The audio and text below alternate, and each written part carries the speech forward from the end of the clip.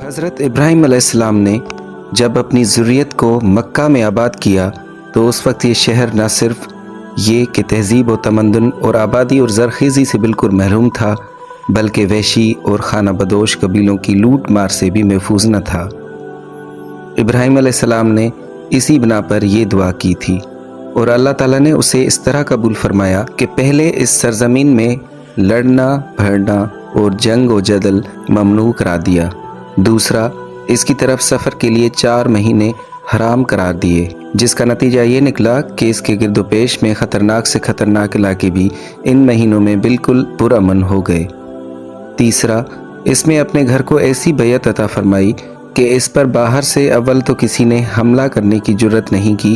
لیکن کبھی اگر ایسا ہوا بھی تو اس کے باشندوں کی اس طرح سے مدد کی کہ ان کی معمولی مزاحمت پر بھی آسمان سے ان کے لیے ابابیل بھیج کر ان کے دشمنوں کو بالکل پامال کر دیا۔ دعا بھی اس طرح پوری ہوئی کہ حج و عمرہ کی وجہ سے لوگوں کا رجوع اس سرزمین کی طرف بہت بڑھ گیا،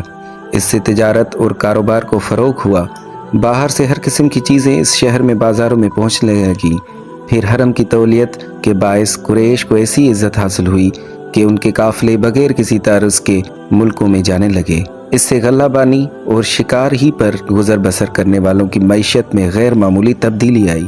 چنانچہ ہر طرح کے اجناس اور پھل وغیرہ اس شہر میں فراوانی کے ساتھ میسر ہو گئے۔ دعا کے حق میں ان احساسات کا حوالہ ہے جو اللہ تعالیٰ نے اس سے پہلے ان پر کیے تھے۔ اس سے یہ بات بھی پوری طاقت کے ساتھ واضح ہو جاتی ہے کہ حضرت ابراہیم نے اسماعیل علیہ السلام اور ان کی والدہ کو ان کی پیدائش کے بعد نہیں بلکہ اس وقت مکہ کی وادی غیر میں لا کر بسایا جب اسماعیل علیہ السلام کے واقعہ قربانی کے بعد اسحاق علیہ السلام بھی پیدا ہو چکے تھے،